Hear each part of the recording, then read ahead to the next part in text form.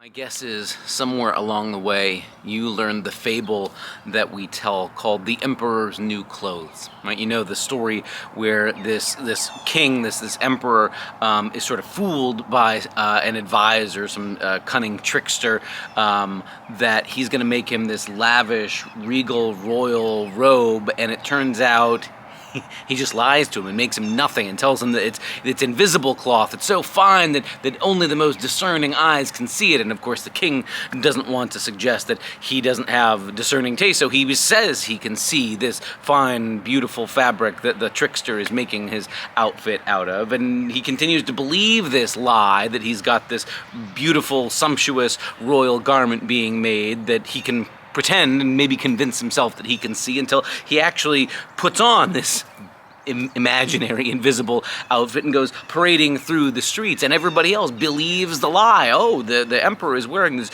beautiful royal robe, can't you see it? And everybody in the crowd either believes the lie or has fooled themselves or been fooled into thinking that they can see he's wearing a regal robe, or are just afraid to tell the truth, until a little kid somewhere in the crowd sees the emperor walking naked through the streets and says he's not wearing any clothes at all. It takes a kid who's either not willing to believe the lie, or someone who is not willing to be intimidated, or just doesn't understand why everybody else has swallowed this nonsense, all because the king convinced himself that what he was being told was true, that he was wearing this beautiful, fine fabric royal outfit when in fact he was naked.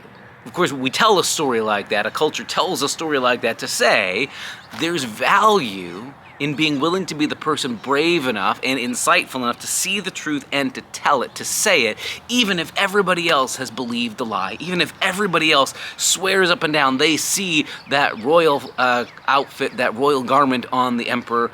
To be the kid who says, the emperor isn't wearing any clothes. It takes courage, it takes clarity to see the truth, and it takes a willingness not to let other people's statements or intimidation affect you. We live in a time, especially with the age of the internet and social media, where it is easy for everybody to believe a lie without even knowing it, because we've seen pictures or seen a post or somebody shared a meme and nobody seems to have the courage or the clarity to stop and ask what's true, and are we willing to say things that are true even if it seems like everybody else believes the lie.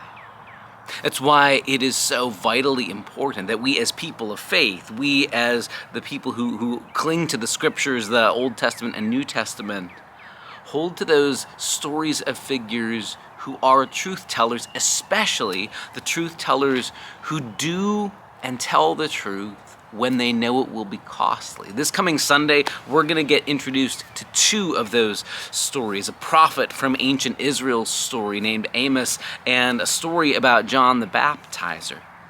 And neither of these stories are particularly cuddly. Neither of these stories are the kind of things that we make Christmas pageants up about. These are not the kind of stories that even I heard as a kid until I was much older. But there they are in the scriptures, and they're given to us in the lectionary as stories that we can't avoid, stories we can't run from, because again, part of being brave people, part of being courageous people, is to learn how to have the courage to hear and tell the truth. The first story is a scene from the life of the prophet Amos. Amos had been a farmer who worked tending fig trees and vines down in the southern kingdom of Judah when God tapped him on the shoulder and said, I need you to be a spokesperson up in the north, up in the northern kingdom of Israel. And basically his recurring concern is they live in a time in that culture in the northern kingdom of Israel where the national GDP is going great, where the stock market's going fantastic, and where the king has wrapped up his policies in the trappings of religiosity, gotten the endorsement of all the priests. Look how great and religious I am. Never mind that their religion involved worshiping golden calves. But where people were being trampled on, and the poor were being taken advantage of, and where people are using the excuse of religiosity to say it doesn't matter how we treat people, it doesn't matter if we cheat others, it doesn't matter if we ignore the needs of those who are most vulnerable, as long as we put on the right religious spectacle and as long as the markets are up. And Amos was sent to be a truth teller, even right in the heart of the religious and political power centers, even right in the official national shrine, right among the high priests in the northern kingdom. And Amos said, this isn't okay. God's not going to let this stand. We're going to end up going into exile here. And the prophets didn't want to hear it. I mean, the priests didn't want to hear it. They didn't want to hear that their way of doing things could be corrupt. They didn't want to hear that when you align the king's agenda and just sort of dress it up in the trappings of religiosity, that doesn't fool God. They didn't want to hear that God cared more about taking care of the needs of the vulnerable and doing justice than putting on a good religious show. And they certainly didn't want to hear that having the stock markets doing well and having the national GDP doing well in a time of national prosperity, that wasn't automatically a sign of God's favor. And Amos comes along and says, none of those things really matter. What God cares about most deeply is doing justice, is caring for those who are most vulnerable. And God isn't fooled by the ways you mesh together power of politics and religiosity. So Amos gets in trouble for it. They drive him out and say, go back home, but we don't want you coming here anymore. It's a reminder that even when God raises up prophets, an awful lot of the time the people don't want to hear it, even when the truth should be staring them in the face and should be so blindingly obvious that everybody should recognize it.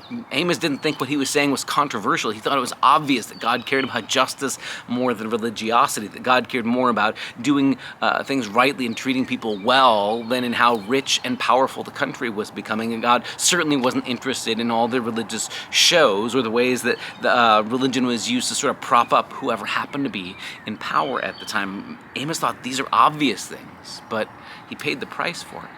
The second story we're going to hear this coming Sunday is a sad story about John the Baptizer. John's one of those guys we usually only have to deal with each year in December because he's one of those voices who gets us ready for the coming of Jesus. But we also get to hear this Sunday about the death of John the Baptizer. And again, he shows up as this prophet kind of a figure. He was willing to speak truth to power. He had been calling out King Herod for the way he'd had an affair with his brother's wife and taken his brother's wife for himself.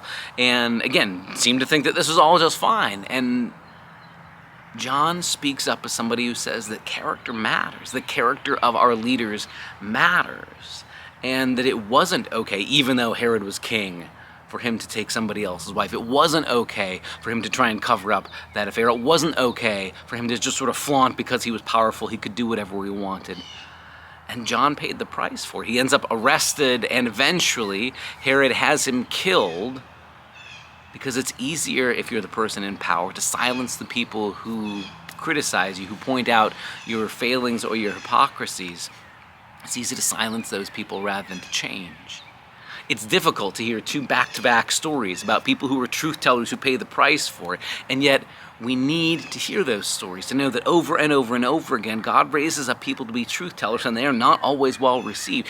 That means there are two questions for us as listeners. One is, when God raises up truth tellers among us, people who maybe make us squirm because they point out things that we don't want to acknowledge, that we don't want to admit, will we dare to listen to them? Or will we shut down because we don't want to recognize or admit that we've been fooled? We don't want to admit that we've been people in the crowd who've been bamboozled into thinking the emperor is wearing a fine robe when in fact he's naked. And the second question becomes not just will we listen to prophets, but if God ever prompts you or me to be truth tellers, to be people who speak something that's unpopular, or maybe calls out people in positions of religious or political power, if we're ever called to speak up and say, no, this isn't okay, will we find the courage? Will we be willing when God leads us to be truth tellers, even when it's costly? All this sounds like a whole lot of very, very, very bad news. And again, truth be told, sometimes being the mature, grown-up followers of Jesus, the people of God, means being able to hear difficult words, to hear painful truths. But there is a word of hope, at least a prelude to hope in all this. And that's it. This story about John the Baptizer, the story about the prophets and all the ways that they got run out of town or killed because people didn't want to hear what they had to say.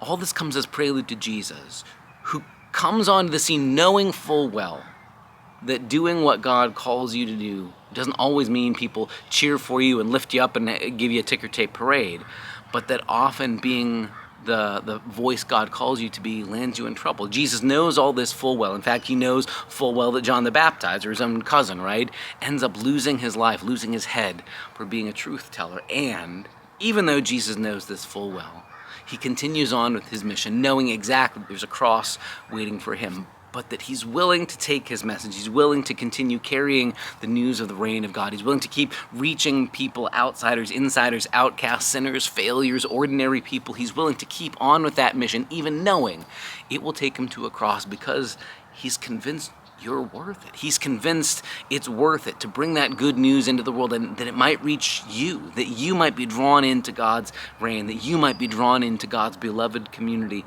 It's worth it for Jesus. And so he goes to the cross not as some hapless victim who didn't realize he'd gotten mixed up with the wrong people or upset the wrong powerful crowd, but knowing full well this is what happens to prophets. This is what happens even to John the Baptizer.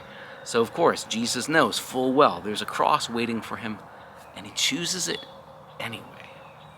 That's deeply good news. It means that even knowing the cost full well, Jesus chose you over his own comfort and safety. Maybe that gives us the courage in this week ahead to be people who are truth tellers and to be people who are truth listeners as well. And when those voices emerge around us, who tell us things that maybe make us uncomfortable but that we needed to hear, instead of covering our ears or running away or writing a mean comment about them on social media, instead we'll listen to the voices of the prophets God keeps raising up, and recognizing that Jesus has loved us enough to tell the truth even at the cost of going to a cross. That's the set of stories we're going to be looking at this coming Sunday. We invite you to be a part of that conversation. See you then.